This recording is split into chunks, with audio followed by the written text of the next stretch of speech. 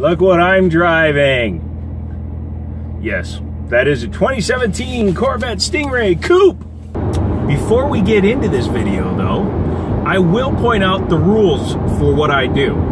And I feel I should do this with every video just in case you only watch one. Number one, I'm not trying to sell you this car. Number two, I'm not trying to talk you out of this car. That leads to the main point, which is all I'm doing is driving these cars as if I was interested in buying it, and it's my real first time driving the car. I've gone around the block in a Grand Sport manual, which you guys have seen if you look up here at this video, and I've driven a Z06 to go get its tires changed and got on it a little bit. However, I didn't have the camera on it, and that was in this video, which you can see up there. That being said, this is my first real long trip in this car. So this will be the trip where I learn how good a C7 Corvette really is. And I'm happy that it's a base model. So what I'm getting at is, this is just me checking out a car. It's not me telling you, go buy a Corvette, go buy a Ferrari, go buy a Porsche, go buy a Datsun. No. I have some opinions and things that I can tell you, but at the end of the day, the decision on what car you buy is yours. Don't forget to hydrate when it's warm. Hey guys, it's Joe here, and we're doing a long distance drive / review on a 2017 Stingray Coupe. It's not a Z51, it's not anything super duper uber special. It does have a few things on it, and I'm going to show you those, but this is just a Stingray. The best part about this car, and I thoroughly respect the guy that bought it, right there baby, 7-speed manual transmission. Yes, this is a black on black on black on black Stingray Coupe. Starting here under the hood, you see the LT1 6.2 liter V8. It makes 460 horsepower, 460 foot-pounds of torque. This one is mated to the 7-speed manual transmission. The LT1 moniker, of course, was last used in 1996 in the Corvette. Moving on to the wheels, these are the optional black wheels, but they are the standard size of 18-inch front, 19-inch rear, with steel rotors and 4-piston calipers. One of my favorite design elements on this car is actually the headlights. You see the LED running strip under your projector beam HID by Xenons. Let's take a look at this line, which is super aggressive. The line in the headlight matches the line going into the hood, which all centers here on the crossed flags, which are quite nice. This rear vent does add some air to the back. However, I'm not sure on the base models if it's actually going to the cooling ducts for the rear brakes or not. Moving to the rear, one place manufacturers tend to drop the ball is on the rear end design. Chevrolet actually, in my opinion, knocked it out of the park. It looks super aggressive, matches the aggressive lines on the rest of the vehicle. Coming here to the middle, you see this one is equipped with the performance exhaust with the butterfly valves for the mufflers to make it louder. Coming up into the trunk area, you see it's a wide opening, plenty of room for luggage. Obviously, this isn't a car to go to Home Depot with, but it's a wonderful place for 2 people. Opening the door is as simple as pushing a little tab.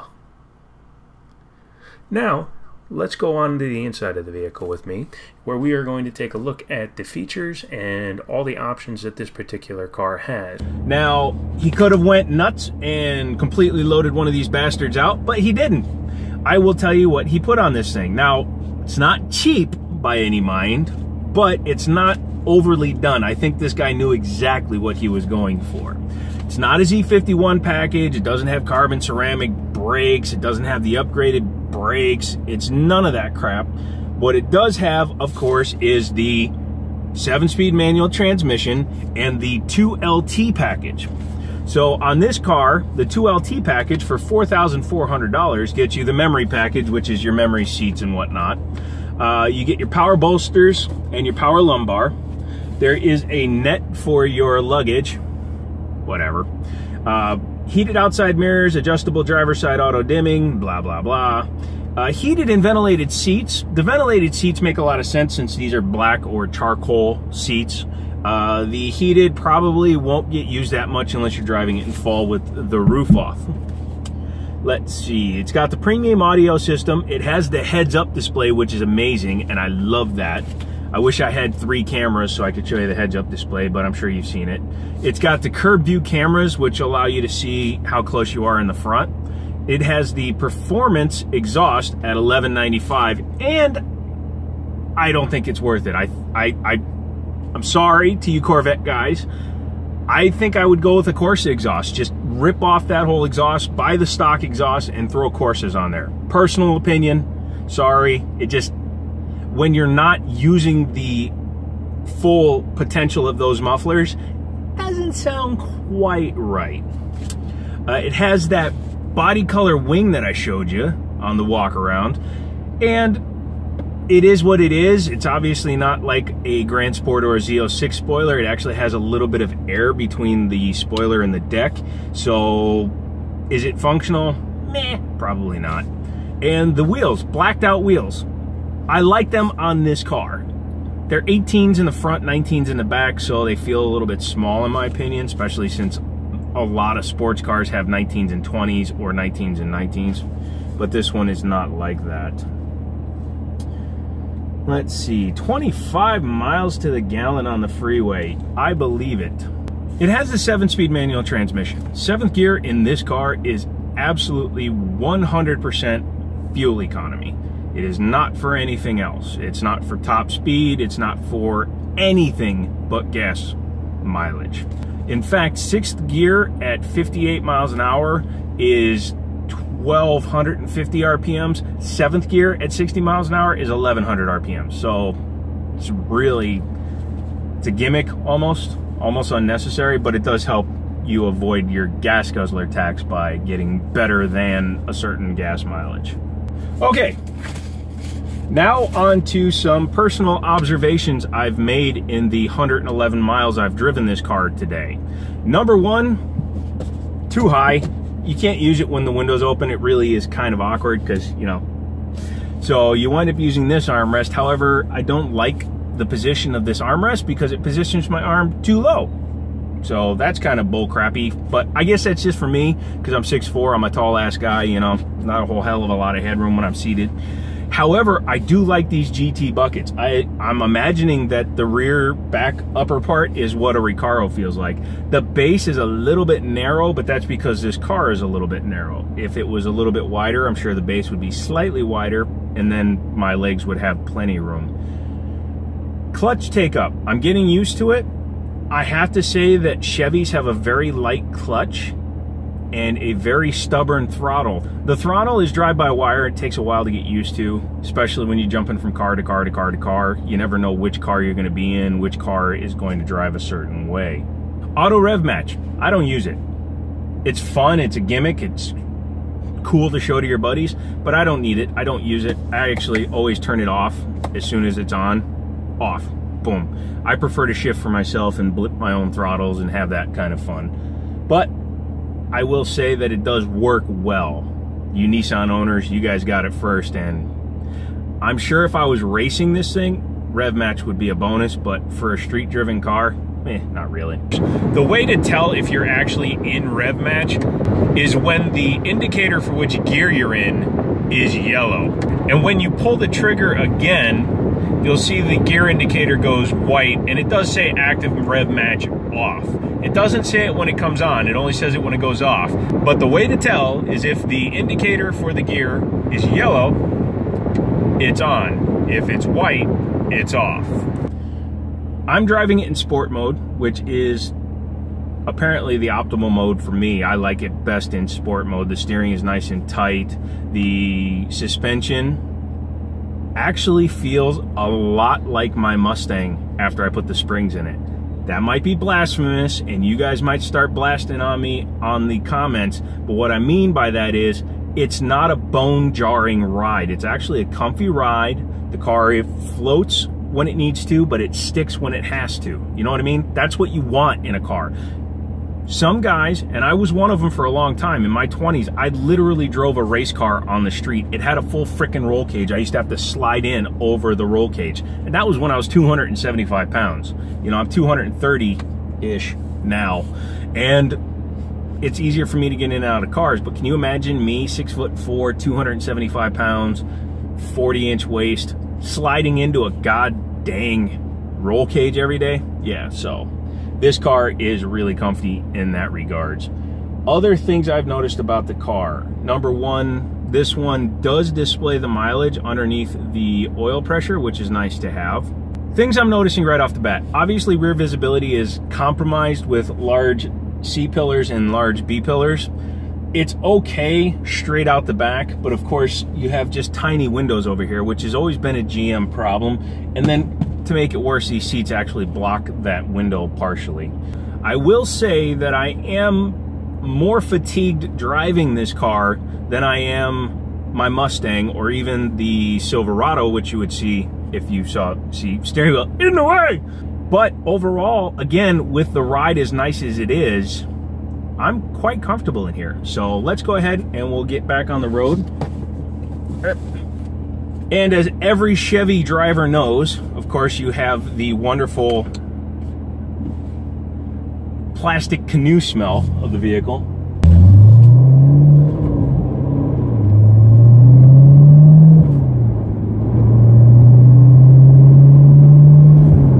Acceleration is very good in this vehicle. I really do approve of it.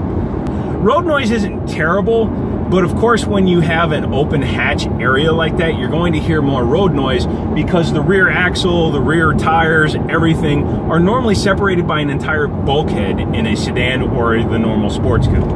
In this car, you hear it more, but as you can hear, I'm not completely drowned out, I hope. Being that this is a sold unit, obviously I'm not gonna beat the snot out of it. However, you do get a sense of what it's like to own a Corvette. I will say it's an honor and a privilege to be able to drive this vehicle because the guy that bought this doesn't care that we had to go 230 miles to get it. That is awesome. A lot of people are like, no, don't put any miles on it. Put it on a truck. I don't want more than just a couple miles on it. Because they're planning on taking the car and putting it in the garage and never touching it again. I have a 99.999% suspicion that this guy is going to drive this car. He got the video recorder, but not the nav, as well as the heads-up display and the manual transmission. I have a feeling this car is going to see some track time, and it's also going to see some late-night blasts down the freeway. I am not going to do that. I haven't even gone over 76 miles an hour in it yet. I'm afraid to go 88, because then I'm going to see some serious shit. Build quality. It's actually pretty well put together in here. I love the mirrors. I've talked about those before. The edgeless mirrors. I don't know why. It's just one of those things that gets me revved up. Pardon the pun. One thing I do see straight out the windshield on this car is that the hood is not correctly aligned 100%. There's a little bit more of a gap on this side than there is over there. It's not a big deal. The body guys can take care of that before this car gets delivered. That smell is really difficult for me to deal with, and I'm assuming it goes away if the car sits with the windows open or you do a lot of burnouts, things like that. Replace the plastic smell with tire smell, and I think it'll be all right. Anytime I hit a bump, like right there, this car doesn't rattle itself to pieces, even though technically it's a Targa. The roof is carbon fiber, as is the hood on these vehicles. The rest of the vehicle is the reinforced plastic that Corvettes have been made out of for years, which attributes to its light weight. One thing that surprises me or interests me, especially when you compare GM's mainstream V8 sports engine, which is the 6.2 that's in this car, to the 5-liter V8, which is in the Mustang, like my Coyote, and that is the 5-liter Coyote, on top of being almost 20% smaller, is a revving motor. It revs all the way out to 7,000 if you have the track key, 7,500 if you have the Voodoo engine version, 8,200 RPMs. Meanwhile, this car, being a much bigger engine, only revs out to just over 6,500 RPMs. Now, I know that doesn't sound like a big gap when you're talking about engines, but it kind of is, because the power band, and as you look at the tach when you're in sports mode, the yellow starts at about 35, at about 45 it goes to orange, and it really starts to hit that warning that you're kind of getting out of the power band about 5,600 RPMs. That's when it starts turning red, and then the actual red line is at 6,500 RPMs. If I put this thing in track mode, it gives you a much more definitive graph, and it just cuts the red line right at 65. But I kind of prefer having an actual tach, to be honest with you. The digital display works well. I like it. It displays all the information I'd like it to. It's a little bit slow on the transition, like when you change from sport to track, it takes a minute to readjust everything before it switches over.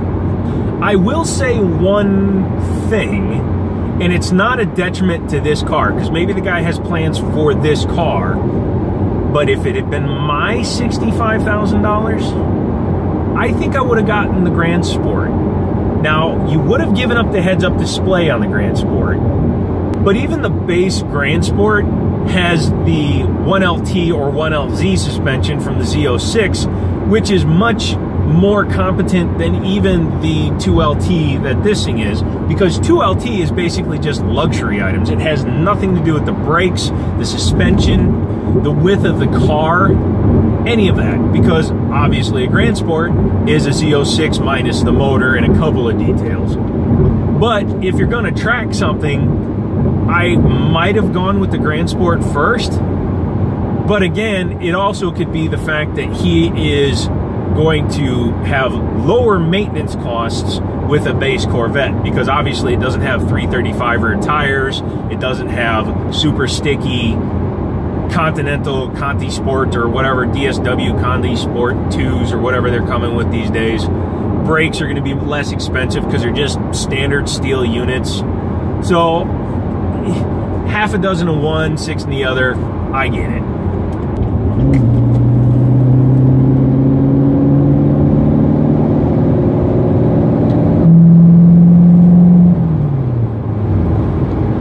This thing ain't bad. That was just a little on-ramp thing, and you know, obviously I only went to 6th, but this thing is really drivable. The torque band in this thing is amazing. In my car, if I wanted to do that, it would have been a 2-gear downshift. I would have gone from 6th to 4th. With this thing, it was just 6th, gone. And I could drive it all day long in 6th, so yeah. All right, I'm gonna get back to watching my nav as well as watching the road more, because I'd hate to, you know, crack up a $65,000 car, because I don't think you guys would ever see me again. So, if you haven't subscribed, go ahead and find my face down there.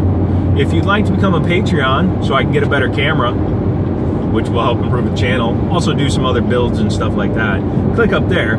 And I'll put a couple of videos over here. Maybe it will obscure my face, maybe it won't, but we'll see. And, as always, talk to you later.